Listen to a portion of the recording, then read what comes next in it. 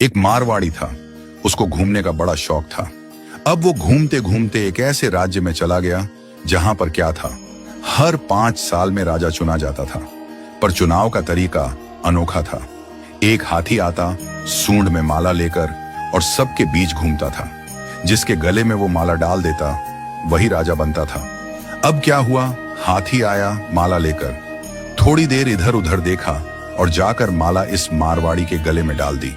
मारवाड़ी हैरान, अरे भाई, मैं तो घूमने वाला आदमी हूं, ये कहां फंसा दिया। खैर, उसे राजा बना दिया गया। सिंहासन पर बिठाया गया। राजपुरोहित आया, तिलक करते हुए शर्तें सुनाने लगा। भैया, आपको 5 साल के लिए राजा बनाया जा रहा है, लेकिन 5 साल पूरे होते ही आपको यहां से सैकड़ों किलोमीटर दूर एक उफनती नदी के किनारे छोड़ दिया जाएगा। उस नदी में घड़ियाल हैं, मगरमच्छ हैं, जिनकी वजह से आप नदी पार नहीं कर सकते। अगर किसी तरह पार कर भी गए तो उसके बाद आएगा एक गहरा जंगल जिसमें हिंसक जानवर और खतरनाक राहें हैं। वहां आप जानो और आपकी किस्मत। अब तक जो भी राजा बना था उसे मालूम था कि 5 साल बाद मरना तय है, तो वह 5 साल बस ऐश करता था, भोग विलास, मजा, तामझाम। लेकिन यह मारवाड़ी अलग निकला। उसने सोचना शुरू किया, अब मुझे 5 साल बाद क्या करना है। राज्य की जो भी आमदनी आती थी उसमें से 51% जनता की भलाई में लगाने लगा, और बचे हुए 49% से उसने अपने आगे की प्लानिंग की। पहले साल उसने नदी पर एक पुल बनवाया, दूसरे साल उस पार के जंगल को साफ करवाया, खेती के लायक जमीन बनवाई, तीसरे साल वहां सड़कें बनवाई, लोग वहां बसने लगे, गांव और मोहल्ले बनने लगे। चौथे साल एक छोटा सा महल बनवाया जहां वह आगे जाकर रह सके।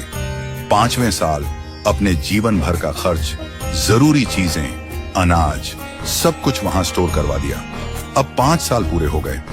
परंपरा के अनुसार लोग उसे ढोल नगाड़ों के साथ विदा करने आए। लोगों की आंखों में आंसू थे। कहने लगे, ऐसा राजा हमने पहले कभी नहीं देखा। वो राजा था मारवाड़ी।